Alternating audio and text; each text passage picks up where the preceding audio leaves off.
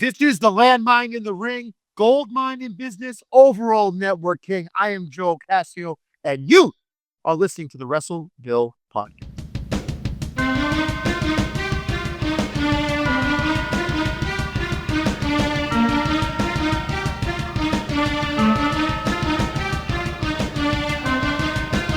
I'm your host, Vinny. You're listening to the Wrestleville Podcast, part of the Fans First Sports Network, where you can find this episode and all our other episodes where you snag your downloads or at Wrestleville.com. And if you listen to us on Spotify and iTunes, please give us likes and reviews. All that good stuff goes a long, long way. Well, my guest this episode is Joe Ocasio. Yes, very happy to be here. Thanks for having me, Vinny. Man, look at those guns, dude. Dude, I'm almost tempted. I'm almost. Hey, you know what? You don't look so bad, man. There's some people out of the ring look better than I'll tell you now. I look great with a t-shirt on. Hey, hey, man, thank you for coming on. I'm excited. You've been wrestling a long time, and you've been wrestling since 2010. That's true. And that's 15 years. And I appreciate you giving me your time. You are from Long Island, New York. Correct, Mundo. Hey, man, you got to be tough if you're coming from Long Island, right? Yeah, I mean, listen, well, especially in the wrestling industry, it seems like there's something in the water here, which is no joke. A lot of great talent has come out of Long Island. You know, MJF is on top of the world in AEW. You know, obviously Matt Cardona, Brian Myers, Johnny Silver, Alex Reynolds, Tony Nese. I mean, I could just keep going and going of all. And then there's the guys that might have not been so heavily featured on TV, but are pillars of the independent circuit in the Northeast. So, yeah, there's definitely some sharks to swim with around here. You got to be able to swim.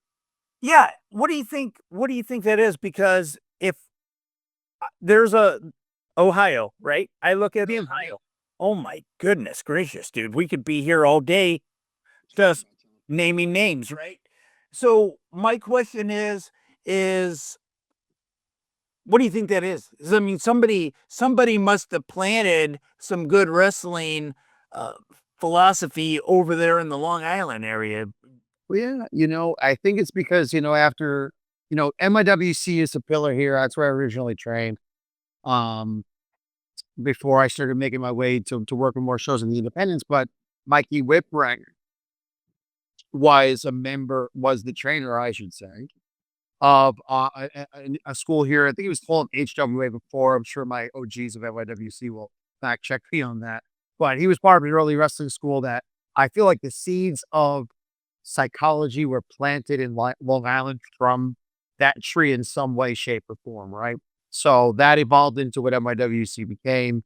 You know, Cardona and Myers and so many guys came from there. You speak of Ohio. When I was in NYWC, Pat Buck had just came from OVW to be the trainer at NYWC before he had broke off and created Pro Wound Up Happening and all that great stuff. So I got to be in a really unique place where I was part of a nucleus that I got knowledge from him, a little bit from Mikey. There was a guy named Pressure Dugan before Pat took over who was trained by the Malenkos. And I was an amateur guy going in. So I got a wealth of knowledge from him that was built off the foundation I already had. And then Pat really taught psychology and the why and a lot of knowledge that came from Rick Rogers. So I just got very blessed with that. But I think that's what it is. It's just, it was embedded in this culture early. And then everything that came from there was through really credible, talented guys. Because it's New York. It's competitive, right? Like you have to be that way here. Just like LA is super competitive, pillar of the world's economy in a lot of ways. New York is, right? So what do they say? If you can make it in New York, you can make it anywhere. So I guess that's the ideology right there. And I think one of the most important things is that if you have somebody passing on a good, strong message, right? Yeah. The people that come after him have to carry that. 100%. 100%. And if you're the direct descendant of the knowledge and the knowledge is off, well, we're going to start tracing back to where that came from and where it diverted. So there's a half the amount of responsibility also as a knowledge giver. So yeah, it's a really interesting, awesome place to find yourself as a performer. I'm very blessed that I came from here for all the trials and tribulations and the ups and downs, which life is, specifically sports entertainment, the injuries and this and that. But I couldn't be luckier from where I came from, and I appreciate the ride a lot more than I used to. I noticed some of the companies that you've wrestled with open. That is, I mean, it's live streamed every week, right? And a lot of good names come through that company, right? Yeah. So Wrestling Open, I give a lot of credit. So at the point in time that I debuted there, I did my first tour of NWA already. And this is at a point in time. So I used to wrestle under the name Jack Gallo years ago. I just wanted a name that wasn't really me, so I can dissociate. And Jerry Callo from my cousin Vinny became Jack Gallo. Sounds the same. It sounds Italian. Um, and I was always focused on my amateur days. I used to call myself the protector of pressure wrestling and all kinds of different dips and iterations. But the injury, so I won't get too far into it. But in 2016, I was firing and rolling cylinders. The first time I got into a vault, I tore my Achilles. And then I tore my bicep recovering from the Achilles tear. So I had a lot of momentum that kind of that went away. And when I came back, I was physically in great shape, but the same opportunities weren't just sitting there. And I was young. So I started when I was 19. So mentally, I went down a deep, dark path and I wasn't performing my best. And I found fitness in that, which is great because your body can only last so long, which is what I learned early on. So it's good to have other things to do, and especially in the economy now, better have multiple sources of income. But not to diverge too much. From there, when I did come back to wrestling really full time, or at least with the mindset of not just wrestling a weekend show here and there locally, but I want to do this as a career, which started because so many guys, Johnny Silver got signed, Alex Reynolds, Santana, Ortiz, we all broke into at the same time and I have good relationships with all those guys. And it wasn't that I was jealous. I'm just like, I feel like the pool of guys that I broke in with are getting signed and I'm sitting just doing fitness classes and getting paid good money, but my heart. So I'm like, if I'm going to come back, I'm going to do it. I want to do it the right way. I want to be myself. So I used my real name and I was doing something called the Life Changing Joe Ocasio, which kind of resurgence, but based on being a fitness influencer, but secretly very manipulative, kind of like a cult leader meets a fitness infusion. The only problem is presenting that in some place like the NWA, it's kind of tough. You got for a couple of minutes in a match. And Billy explained this to me. He's like, I know what you're trying to be, but in my opinion, it's Billy Corgan. He's like, if you're trying to be a fitness guy, I think Richard Simmons, but that's not what I see from you. I see an explosive athlete. I'd rather you be that. So that's where the Long Island landmine came from. And that is what I debuted at Wrestling Open, really. And Paul Crockett, to his credit, and it's what was tough about me, ego-wise, which is a big thing about my journey, is letting go of the ego and knowing who's driving. And you're not in the driver's seat; you're in the passenger seat. Just go with it, right? So I know nothing about any of that, but go ahead. Yeah.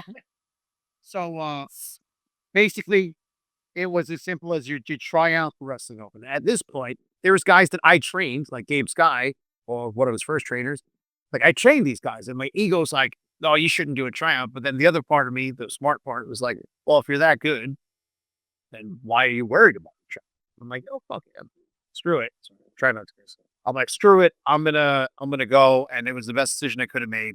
Paul Crockett is a very, very talented booker, and what I love about his mind is he thinks intricately about each story, and it's very tough to do week to week, especially with a varying roster. And he does a great job. And man, it really excelled me back to the NWA. That's when I wrestled Colby Karina for the junior title, and I've been on that roller coaster since.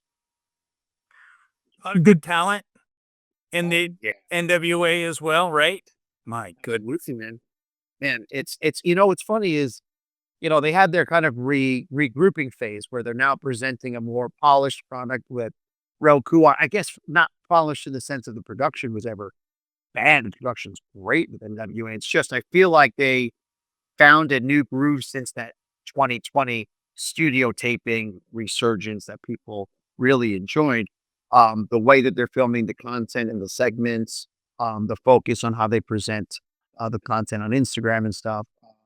The guys that got brought in, they just weren't Rich Swan, Alexander Hammerstall, But then there's the guys like Lev, who's not someone that has been on TV and WWE and stuff, but man, he's really talented. Now it's Misery, same kind of guy. The upside, Spencer Slade is starting to really get his time in the sun. These are guys that deserve it just as much as anybody else, and they're getting their time to be featured, which is great. Yeah, it's a great platform for these up and coming young wrestlers and even older guys, right? That maybe Yeah, well, yeah, the established guys, right? We still have Trevor Murdoch, who is yes. it's insanely knowledgeable. Aaron Stevens working behind the scenes. I mean, what he's been able to take anytime he's been anywhere, it works. I have and I cannot say enough good things about Tom Vladimir as a being. Yeah, I like him. I like Aaron, right? Yeah. Oh, Aaron. Yeah, Aaron's. I mean, we got Carson, and you get the Slime Balls or Long Island too. I love those guys. So it's a really good time if you're not watching NWA regularly. Now's the time to jump in because everything since the new Roku deal and the presentation is just absolutely new world. I got the privilege of wrestling at 77, which was here against Brian Idol, who we go way back. I was the trainer of FTW in Long Island back in the day, which is his company that he runs in Florida.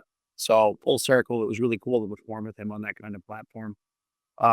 Yeah, and then I mean, listen, that's been my focus for the most part since my return. I had a knee injury in 2023. Right after that Colby Carino junior heavyweight title match, right out of that close, I tore my ACL at Wrestling Open. So that was a little bit of a journey. I had some complications with it, as knees love to do. So and I was regrouping in a different way. So I kind of had the same career um trajectory, or I should say, the same disturbance, right? It was a big major injury during a time where I'm ascending. And this past year, I mean, getting my physique back to where I wanted it to be was a little bit of a climb because my health wasn't just where I wanted it to be and needed it to be. Plus, just making excuses for that too. So, I finally got to a place now where I'm feeling just like my old self before the injury, mentally, physically, and I feel the momentum coming back. So it's just like I'm in that good building phase right now.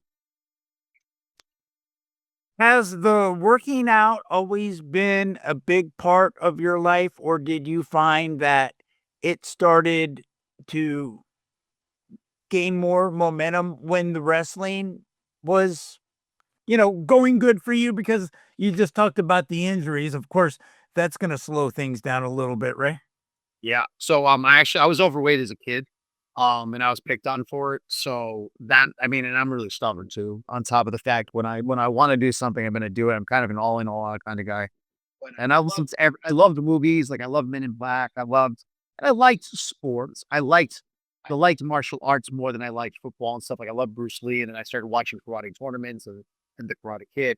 But the first time I saw wrestling, I was done. And the only reason I even watched it is because Mike Tyson was going to be a part of WrestleMania 14. So my dad got interested for that reason alone. And man, as soon as I saw I still remember the way my living room was set up because of the Undertaker and Kane's entrances. I was like, what is this? And I think I always understood like the Undertaker's not really dead. He's a man. But I knew what I was watching from day one, and I loved everything about it. I said, that's what I'm going to do. And I remember I think I was 10 years old. I was in third grade maybe, and I'm wearing a shirt of The Rock, and I was giving a presentation about wrestling. I think it was the first time I ever talked about it so energetically and like, I'm going to be a wrestler just like him. And I remember everyone laughed at me and stuff. And the cool thing is in 2022, I did extra work for SmackDown. So I never did extra work at all because I got hurt when I was getting into that, really starting to put myself there. And, the trip, then quarantining this. So I finally do extra work for the first time.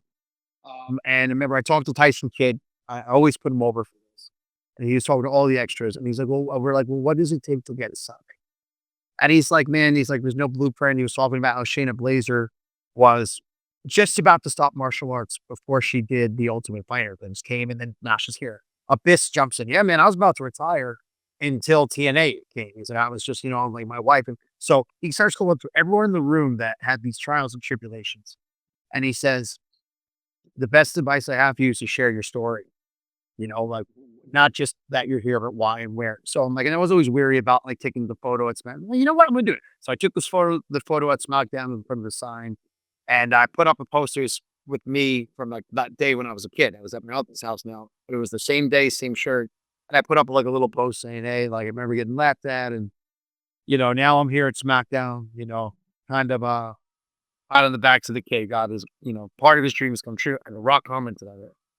Hey, it's the coolest thing ever. And he was like, wait until the boys go F themselves. What a great articulate story. And I remember, and that really, that day, like that post went viral, started really changing my perception. Like, everything started to really go uphill from there. So it was a really, really cool moment. So the fitness really started from then, from that early childhood. It was a journey. It is a journey. There's the ups and downs, the body dysmorphia, the times you think you look like crap, but you look better than 90% of people, but also getting trapped in, I look better than most. I could chill now, when really it's like, no, this is an industry designed on greatness. You have to want to be the best at your craft to truly excel.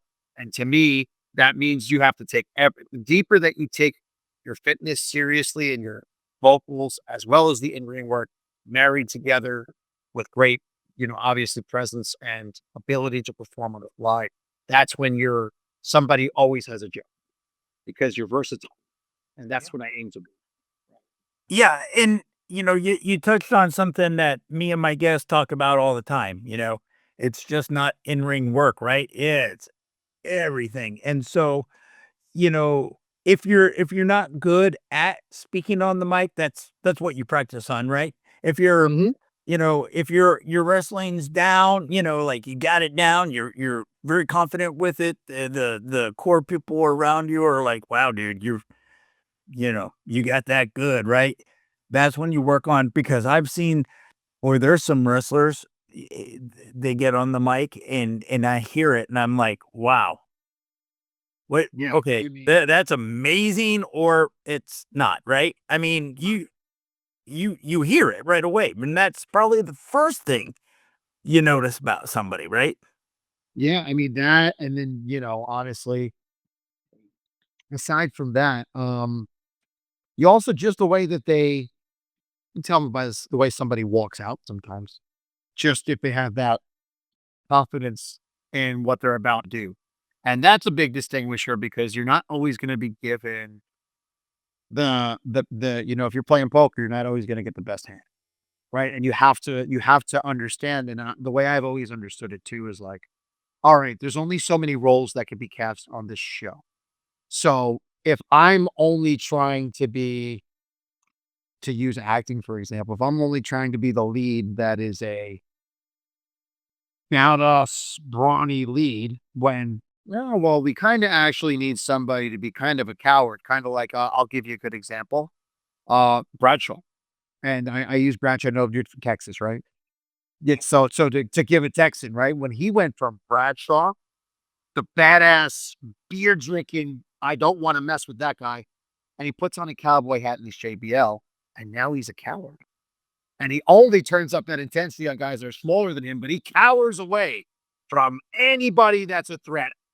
That is a versatility that's not easy to find, because like that's an ego thing you have to put down. Well, he's 6'6", 300 pounds, but he has to act like a coward, right? To be able to know that you could go out there, and if your role is to be scared, cowardice, if it's to be an aggressive monster destroyer, is it to be somebody that smiles and doesn't care about what noise they're getting, they just want noise. Whatever that may be.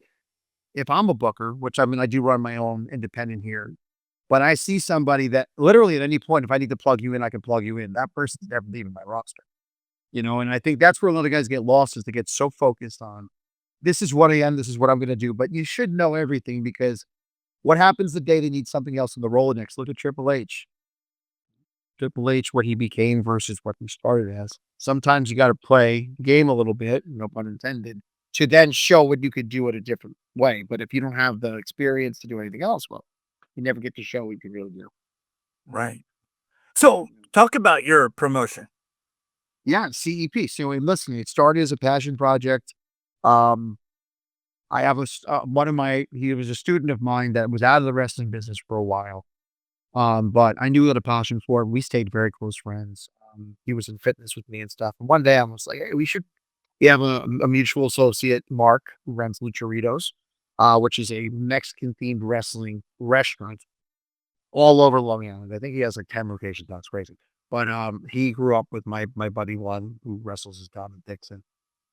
I'm like, yo, we should just do a show again. So we had done a collaborative thing with him years ago with FTW with Brian. And Brian's no longer in New York. So we talked to him and we did this thing inside a movie theater just as just a trial, which was fun. And it spiraled into now we are running events every month. It's turned into for me. So I was like, I dealt with bullying and stuff. I work with the Long Island Coalition Against Bullying now. And so my focus on what we do here is, listen, top tier, high quality action from some locals, but some guys that, we work with the NWA too. We'll have Vladimir sometimes come down. We have some top acts in the Northeast as well. But it's something you feel comfortable bringing the whole family to. That's our whole sell. It's family friendly. It's community driven. The athleticism is going to be for everyone. But we make it so if you're not a wrestling fan and you're showing up for the first time, oh, this is different and this is cool. And I feel like I could bring my kids here because wrestling, depending on where you go, still has it could be blood and guts and X-rated content. So we just veer into that sector. We're trying to get into the schools, the DH fall festivals and stuff, and that's where my focus is bringing that there and continuing that. Right. Yeah, I think you brought up a good point. You don't know, you don't always know what you're getting when you say wrestling, right? You think you should know, but sometimes you just don't know. Yeah, it's a variety show of entertainment. So, like a lot of people when they hear wrestling or WWE, they think WWF Attitude Era, Sable, and Jackie's, whatever, and then some people think Hulk Hogan, and then some people think Bruno, and some people think Modern Family, like the product that WWE puts out for the most part, and what AEW has hardcore stuff that you want to pay per view, which is fine. But I'm saying WWE's general, I feel, sell is too well, at least was before the ticket prices. We can go over there another time. But families, right? It's the athleticism is up top. I mean, Seth Rollins, Cody, they're all this is the best talent in the world. But when you put it on the TV, you're not too uncomfortable. We try to just give that same live event experience and try to keep it as simple as possible. And then hopefully make new fans out of people that would never think they would like wrestling. And then we can get deeper with the stories once there's an education process. But that's something that's lost too, is so many people that are wrestling fans like us. And we're all fans. I don't care what anyone says. We're fans. I'm a Mark. Of course I am, right? Like to an extent, I could do it. We love it. So there's things that we oversee or think that everybody knows because we are so in depth in it. But there's people who have no idea. I just did a gender reveal thing, and it was a 2 out of 3 falls. The last one was a table match. So I put the guy from the table, and I realized nobody realized it was over. And I'm like, oh, by the way, a tables match, you have to put your opponent through to win, which means it's a girl. I'm like, yep. And then that was how. But these are not wrestling fans. So it wasn't as cut and dry as, oh, the third falls a table. They're expecting another 1, 2, 3. You see what I'm saying? Right. So that's and doing those more intimate experiences, which are really cool, those private events that we do, you start to see, well, if these people are just here because of family and friends, well, now I'm thinking about the shows where so many people are probably only coming from family and friends and how complicated some of these ideas in wrestling can be. And especially when you get to the hardcore shows, sometimes it's so outside the realm of, oh, I had no idea this is wrestling, like you said. So it's been an education process for me on how to present it properly and still stay true to the product that we all love. So I'll share a story with you. Over the summer in Dallas, I went up to visit my friends. That's where I grew up. And there was a friend of mine who hadn't seen her in a while. And I was like, hey, man, I'm going to a wrestling match, Game Changer Wrestling. I said, do you want to go with me? And if you follow Game Changer, they do have deathmatch, but it's not all they do. I mean, they do have some really good. They got Alec Price. They got the Miracle Gym showing up. Yeah, they have some real good wrestling for sure. And and Jonathan Gresham was supposed to be on here, and who else? But anyway, somewhere along the line, they put Matt Treatman on there, and it was like, I don't know. I saw it like a week or two before the show, and I told my buddy, and they said, "Dude, this is gonna be a different show, man, than what I thought it was gonna be." And he was like, "Well, what do you mean?" I said, "Do you know what deathmatch wrestling is?" And he goes, "No, I don't know what that is, you know?" He just, him and his wife like watching Monday Night Wrestling. Right. Yes. Yes. Yes. Yes. Okay, little more family entertaining. And let me tell you something, man. I'll be honest with you. I'm not. It's hard for me to watch deathmatch wrestling. I've never. That was the only one I've seen in person. Probably the only one. I'll tell you a funny story. They probably had 10 matches on that card. That was not the main event. There was a main event after. Me and my buddy left after John Wayne Murdoch and Matt Tremont because we had nothing else to give. I mean, Yeah. we were like, I'm all wrestled out, man. I mean, after you see those two guys, it's like Kiss getting on the stage right as the opening act.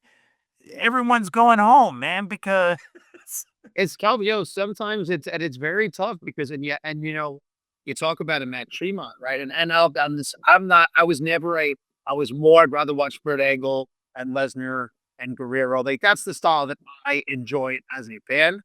I don't I like to see hardcore matches and street fights when these two guys hate each other so much they have to resort to it. I don't really enjoy it. I'm not I don't know if I'm not saying never do a death match, but it's not my flavor of ice cream. But Matt Tremont's an excellent worker. So, like to your point, when you take the elements of deathmatch wrestling and you marry it, and John Wayne Murdoch, and not so. oh, he's amazing. I mean, you're taking these guys who could have a very compelling traditional match, and now you're bringing in elements, and they're going to make things seem a lot worse than they are, obviously, which is why they're such good workers when you feel like you're seeing real danger. But that can, again, like you were saying, to a casual fan, even though it's still a work environment, obviously there's always going to be things that we know how to do that make it seem like this person should really be in the hospital dying and they're not. It still can cross the line for people's stomach or what they expect they're going to see. So, like, I think GCW and all of that, it's great for the audience that wants to see that, and they're always going to be there. And there's a reason there's a market for it. But when you're trying to take, yeah, like, so for me, when I'm trying to go into schools with the Long Island Coalition Against Bullying, I'm trying to give them the real story of what happened with me and a lot of people that I know now personally that, hey, I didn't really fit in with regular sports. I didn't really fit in with a lot of regular friend groups. And this industry gave me the will and the ability to see myself as something larger than life. And that if you put your mind to it, okay, I'm going to look like these guys. I'm going to do my best to at least try. So I can imagine, and I know it's happened for a lot of people, that wrestling can literally change the life of a kid who's looking for something positive. So that's my main goal when we produce events, is that if somebody's going to check us and see the kind of package we offer, it fits our mission statement consistently. We don't break that. But yeah, it was nothing against the death match. It's just not what we're going to offer. Right. And it's good. It's good that, there's different companies out there that do have different flavors, right? Because for me, I mean, I want to go in 4 or 5 matches, right? Give me a good main event, give me some good names, give me some good local talent, and I'm good. Yep. Yep. You know, I love laughing. I love going to wrestling thinking, oh, I'm gonna see a competition, and then before you know it, some guy comes, I don't know, comes out being silly or whatever. Yeah.